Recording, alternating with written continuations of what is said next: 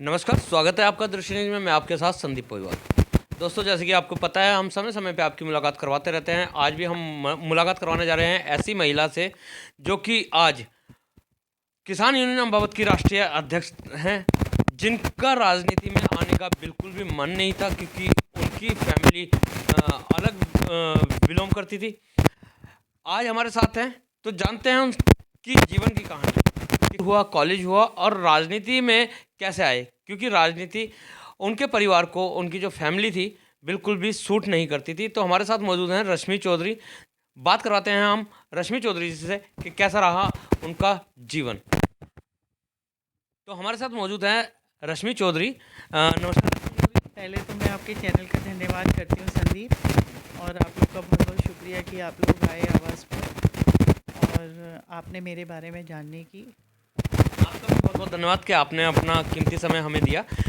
रश्मि जी, सबसे पहले हम जानना चाहेंगे आपके बचपन के बारे में कि किस तरीके से आपकी जो स्कूली शिक्षा थी, फिर कॉलेज शिक्षा थी, क्योंकि कहा जाता है कि आपकी जो फैमिली है वो कहीं ना कहीं राजनीति से बहुत अलग हटके थी, क्योंकि आपके जो हस्बैंड हैं वो कप्तान थे, आपके बच्चे हैं वो भी फोर्स में हैं। तो कहाँ फोर्स और कहाँ राजनीति, आप अकेली ही राजनीति में आई, किस तरीके से आपका ये सफ़र रहा? एक्चुअली मैं स्टार्टिंग से आपको बताती हूँ कि मेरे जो डैड थे वो प्रोफेसर थे इकोनॉमिक्स के, और मेरी मदर जो थी वो हाउस वाइफ थी।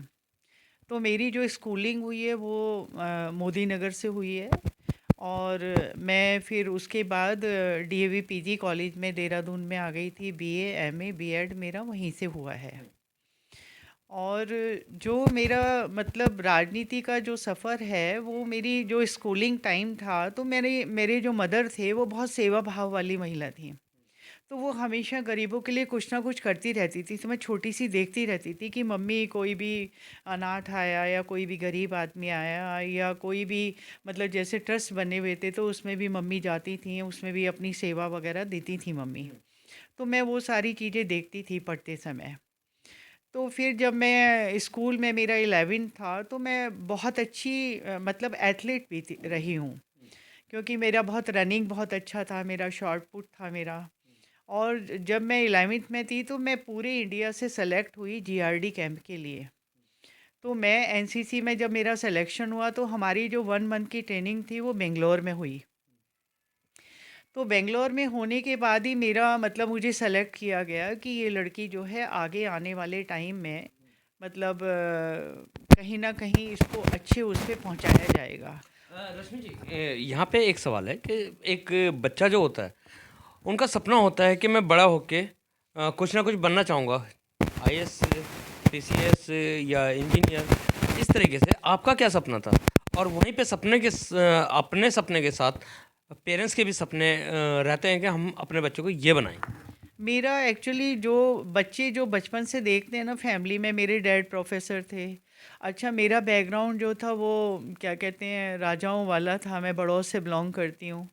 तो मतलब घर में कोई भी ऐसा नौकरी पेशे वाला नहीं था, सब एग्रीकल्चर लोग थे, इतने ज़मीन ज़मींदारी थी। तो मतलब मेरे डैडी निकले, एक मेरे चाचू थे वो डॉक्टर बने। यहाँ यहीं से किया उन्होंने जो हरिद्वार में गुरुकुल है वहाँ से उन्होंने डॉक्टरी करी। तो मतलब घर में जो था वो सारा एग्रीकल्चर माहौल था, और जो मेरे डैड थे वो प्रोफेसर थे। तो मैं देखती थी कि मेरे डैड पढ़ाते हैं तो मेरे को अंदर से था कि मैं भी एक बहुत अच्छी प्रोफेसर बनूंगी और बहुत अच्छा बच्चों को पढ़ाऊंगी, निस्वार्थ भावना से पढ़ाऊंगी। उस टाइम में भी कुछ टीचर्स जो होते थे वो पैसे लेते थे, बट मेरे डैड जो थे वो फ्री पढ़ाते थे बच्चों को। तो वो एक सेवा भाव अंदर दिल में रहा।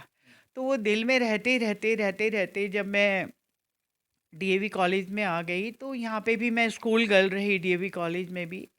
तो मतलब मेरे अंदर एक आया कि नहीं, मुझे देश के लिए भी कुछ करना है, और मैंने मानव जीवन लिया है तो मानव जीवन लेने के और भारत की ज़मीन में पैदा हुई हूँ, तो मेरा कर्तव्य जाता है कि मैं देश और समाज के लिए भी कुछ करूँ। क्योंकि वो जन्म से ही मम्मी को सेवा करते हुए देखा था, डैडी को फ्री पढ़ाते हुए देखा था। तो वो सारी भावनाएं थी मेरे अंदर में। तो मैं अकेली बेटी हूँ और एक ही मेरा भाई है, तो हम लोग एक बहन एक भाई थे। तो उस टाइम में गवर्नमेंट सरकार होती थी, कांग्रेस की सरकार होती थी, तो जिनके 2 बच्चे होते थे तो उन्हें अलग से इंक्रीमेंट मिलता था। तो मेरे डैड को अलग से पैसा भी मिलता था कि इन्होंने उस ज़माने में लोग 4-4 5-5 बच्चे पैदा करते थे, तो मतलब हम लोग एक बहन एक भाई थे। तो उसके बाद जब मैं डीएवी कॉलेज में आ गई, उसके बाद फिर मेरे डैड ने मेरी शादी के लिए लड़का देखा, तो कप्तान साहब को चुना। फिर मैं इनके घर में आई और इनके घर में आने के बाद जो थे मेरे फादर इन लॉ भी यहाँ पे आर्किटेक्चर में सीनियर प्रोफेसर थे।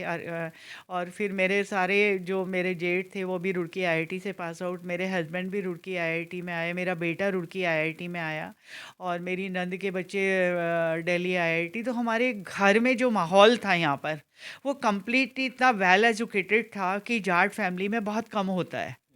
सारे लोग, कोई दिल्ली आईआईटी है, कोई कुरुक्षेत्र आईआईटी है, कोई रुड़की आईआईटी है, तो सारे बच्चे ऐसे ही थे और सभी के 2 और 3 बच्चे थे।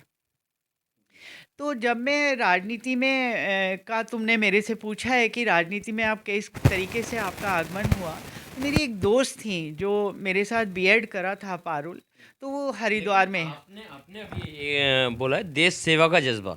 तो देश सेवा तो आप किसी और तरीके से भी कर सकते थे, क्योंकि अभी आपने बताया कि एनसीसी में आप बेस्ट क्रेडिट रहे हैं।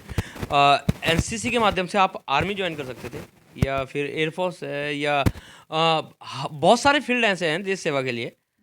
एक्चुअली पता है क्या है, मैं देखने में थोड़ी अच्छी थी और मैं मिस मोदी नगर भी रही हूँ। तो मेरे डैड को ये था कि लड़की है, कहीं कुछ ख़राब ना हो जाए, कुछ ऐसा ना हो जाए।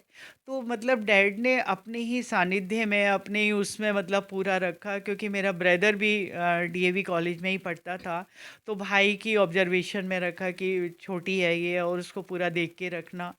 तो मतलब हम लोग का जो जाटों का जो माहौल होता है वो थोड़ा-सा डिफरेंट होता है, बहुत ज़्यादा फॉरवर्ड लोग नहीं होते हैं, थोड़े से अलग विचारों के होते हैं और क्योंकि ग्रामीण परिवेश में पले बड़े होते हैं तो थोड़ा-सा अलग था।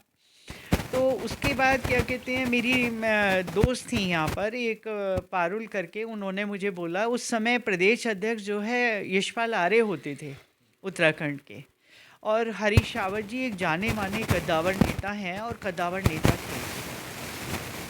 तो यशपाल आर्य जी ने मुझे मतलब बहुत आग्रह किया कि आप जैसी महिला यदि आती हैं राजनीति में, तो मैं समझता हूँ कि राजनीति जो है कांग्रेस में एक अलग से वो आएगा और महिलाओं में एक अलग से एक संदेश जाएगा कि इतने बड़े बैकग्राउंड की लेडी और इतनी पढ़ी लिखी लेडी देखो कांग्रेस में काम कर रही हैं।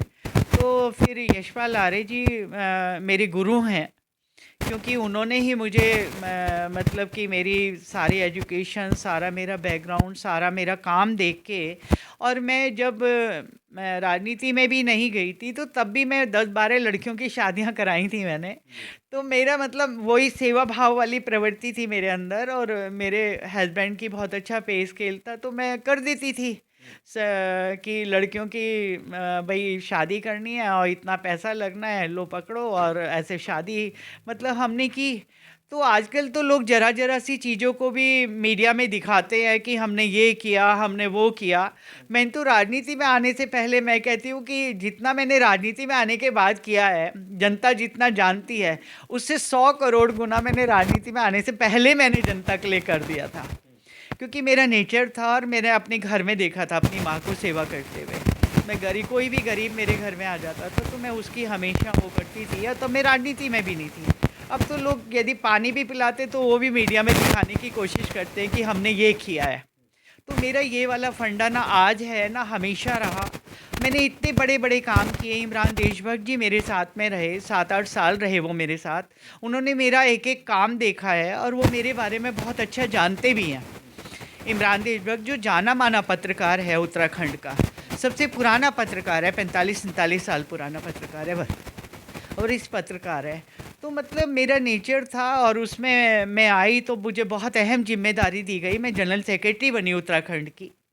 जो महिला का ग्रुप होता है, महिला कांग्रेस होती है, उसमें मैं जनरल सेक्रेटरी रही। जनरल सेक्रेटरी रहने के बाद मैंने जोशीमठ, नरेंद्र नगर, काशीपुर, हल्द्वानी, बाजपुर, रुद्रपुर, मैंने बहुत दूर दूर जाके मतलब कि मैंने सभाएं करी। मतलब मैंने ये नहीं है कि मैंने पद लिया और पद को लेके मैंने खाली प्लेट लगाई, उस पद की गरिमा का ध्यान रखते हुए मैंने वर्क किए कांग्रेस पार्टी के लिए। उसके बाद मतलब ऐसे ही एक किसानों का सम्मेलन था, तो मैं किसान सम्मेलन में गई हुई थी, तो उसमें अम्बावता जी भी थे और महेंद्र सिंह टिकैत बाबा जी भी थे और राकेश टिकैत भैया भी थे। तो मतलब कि मैं किसानों का कोई आंदोलन होता था, क्योंकि मैं किसान की बेटी हूँ, हम लोग की ज़मींदारियाँ थीं और ज़मीनें हैं हमारे यहाँ पर, आज भी ज़मीनें हैं। तो आज भी मतलब अच्छा खाता पीता जाना माना परिवार है रुड़की का, सोनीपत जौली लाट का जाना माना परिवार है, मोदी नगर का जाना माना परिवार है। तो मतलब उसके तहत जो है मैं मतलब किसान सम्मेलन में गई हुई थी, तो इन लोगों ने सबने देखा और मैंने अपना मतलब अपनी बात को भी रखा मंच के माध्यम से। तो भावता जी ने मुझसे बोला कि आप किसान हैं। मैंने कहा जी मैं किसान की बेटी हूँ, और ऐसे करके फिर मैं उनके साथ में रही, उनके साथ में उन्होंने मेरा काम देखा। उसके बाद उन्होंने मुझे राष्ट्रीय अध्यक्ष महिलाओं का बनाया। जी। अभी जैसे कि आप ही ने बताया है कि कांग्रेस में आपने जगह जगह सभाएं करी, क्या आपके मन में ये विचार नहीं आया कि मुझे इलेक्शन भी लड़ना चाहिए, क्योंकि जनता के दिलों में राज करते हैं आप? देखिए मैंने मतलब मेरी कोशिश रही थी और कोशिश जारी रहेगी जब तक सांसें हैं मेरे अंदर, क्योंकि बीइंग मैं कांग्रेसी रही हूँ, मेरा परिवार भी बड़ौस में कांग्रेसी रहा। हमारे यहाँ पे तो लोकदल जनता दल बहुत सारा था, बट मैं हमारे हवेली में क्या कहते हैं राजेश पायलट साहब आए, इंदिरा गांधी जी आई, मतलब पंडित जवाहरलाल नेहरू आए, बाबा साहब को एमएलसी बनाया था। पंडित जवाहरलाल नेहरू ने जो प्रथम प्रधानमंत्री थे। मतलब मुझे गाने की आदत नहीं है, बट आज आप पूछ रहे हो तो मैं बता रही हूँ ये सब बातें। तो ये सब चीज़ें जो होती हैं, आदमी का जो व्यक्तित्व होता है, आदमी आप कहीं पे भी जाएंगे तो आपका व्यक्तित्व आपके बात करने से अलग झलक जाएगा कि आप किस बैकग्राउंड के हैं। तो मतलब कि ये रहा मेरा जीवन। फिर उन्होंने मुझे राष्ट्रीय अध्यक्ष बनाया, फिर मैं कांग्रेस में रेगुलर काम करती रही। मुख्यमंत्री हरीश रावत जी बने हमारे, तो उन्होंने मुझे महिलाओं के लिए महिला सशक्तिकरण में भी मुझे स्थान दिया जब ये वहाँ पर थे। इलेक्शन की बात हो रही है कि इलेक्शन लड़ने की मंशा नहीं आपकी हाँ, जाएगी? चुनाव लड़ने की मेरी मंशा थी और हमेशा रहेगी, क्योंकि मैं चाहती हूँ कि मुझे एक प्लेटफॉर्म मिले और एक प्लेटफॉर्म मिलके मैं निस्वार्थ भावना से समाज के लिए मैं वो काम करूँ कि लोग कहें कि नहीं, आज भी इंदिरा गांधी कांग्रेस के कार्यकर्ताओं में जिंदा है। तो मेरा मोटिव है ये समाज के लिए कुछ करने का, निस्वार्थ करने का।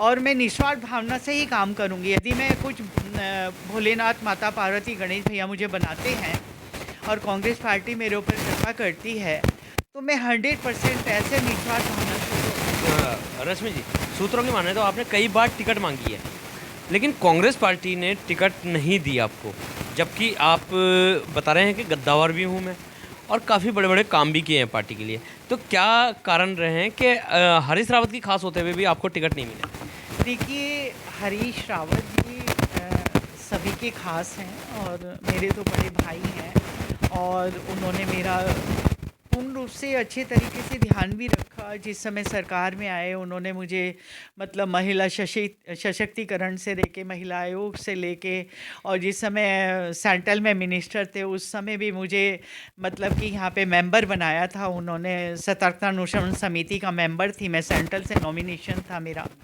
तो हरीश रावत ने मतलब किया है, कहीं ना कहीं उनको लगता होगा कि शायद रश्मि जीत ना पाए, लेकिन जीत हार तो इंदिरा गांधी भी हारी थी और कल्याण सिंह भी हारे थे, अटल बिहारी वाजपेयी भी हारे थे, जिनके मतलब प्रोस्पेक्ट पे पूरी बीजेपी चल रही है। पहलों में अगर तो पूछा जाए, कहीं उन्हें ये तो नहीं लगा था कि रश्मि इलेक्शन जीत के कहीं ऐसा ना हो कि लीडर बन जाए, मेरा भी पत्ता साफ कर? नहीं नहीं, ऐसा कुछ नहीं है। और कोई मतलब सभी लोग जितने भी हमारे बिगेस्ट लीडर हैं, इंक्लूड यशपाल आर्य जी, प्रीतम सिंह जी और करण महाराज जी और गोदियाल सर, और कंप्लीट इंदिरा हृदय दीदी नहीं रही हैं इस समय, ममता राकेश जी हैं, यहाँ पे जितने भी विधायक हैं वो सब मेरा जानते हैं कि मैं बहुत सरल और सहृदय महिला हूँ। मेरा ऐसा नहीं है कि उसके पत्ते काटना मेरा मोटिव है। मैं समाज की, राजनीति में तो होता है ना। हाँ राजनीति में होता है, बट मेरा जो मोटिव है वो समाज की निस्वार्थ भावना से सेवा करना और लोगों को ये दिखाना कि आज भी इंदिरा गांधी उनके कार्यकर्ताओं में जिंदा है और वो कितना ईमानदारी से काम कर सकते हैं। आपको 17-18 साल हो गए हैं और कई बार आपका टिकट कटा भी है।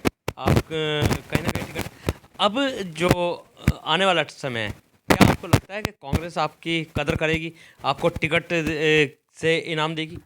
देखिए, मैं ओबीसी में आती हूँ और यदि ओबीसी में यहाँ पे मतलब सीट आती है, हमारी रुड़की की सीट आती है, या मंगलौर में, मतलब कि यदि मंगलौर में मुझे देखा जाए तो मेरा चेहरा बहुत मजबूत चेहरा रहेगा। और वहाँ पे जो है हमारे 28-29 गांव हमारे जाटों के हैं और प्लस हमारे गुजर भाइयों के हैं, क्योंकि जाट गुजर एक ही होते हैं। तो मतलब यदि उसको मिला के देखा जाए तो मैं मंगलौर में भी अपना बहुत मजबूत वर्चस्व और बहुत मजबूत, और जितना मुस्लिम समाज है, चाहे वो अंसारी समाज है, चाहे वो काजी समाज है, चाहे हमारा मतलब धोबी समाज है, सारा ही समाज कंप्लीटली मुझे प्यार करता है, क्योंकि मेरा किसी से भी ना तो मनभेद है ना मेरा मतभेद है। मेरा सबसे बहुत अच्छा गेट टुगेदर है और सभी लोगों का मैं सम्मान करती हूँ और सभी लोगों का, यदि अनजाने में कोई किसी के लिए मैंने मतलब कि कोई लोग आते हैं और अनजाने में भावुक हो के और उत्तेजित हो के मैंने कभी कोई बात कह दी हो तो उसके लिए मैं क्षमा चाहूँगी। बट मेरे लिए सभी लोग बहुत आदरणीय पूजनीय हैं और सभी जनता जो है मेरी जनार्दन है, जनता को तो मैं सलूट करती हूँ। बहुत बहुत धन्यवाद हमारे चैनल पर जुड़ने के लिए। तो ये थी हमारे साथ रश्मि चौधरी, जिन्होंने कहा है जीवन की कहानी तो अपनी बताई है, लेकिन साथ ही ये भी बोल दिया है कि मुझे मंगलौर, रुड़की कहीं से भी अगर जो टिकट मिल जाती है तो मेरा चेहरा इतना फेमस है कि जनता मुझे प्यार करती है और मैं जीत का परचम लहरा के दिखाऊंगी अगर जो कांग्रेस एक बार मुझे मौका दे। तो इसी के साथ बने रहिए दृष्टि न्यूज़ में, मिलवाते रहेंगे आपको इसी तरीके के खास शख्सों के साथ। जब तक के लिए दीजिए इजाज़त। जय हिंद, जय भारत, जय उत्तराखंड।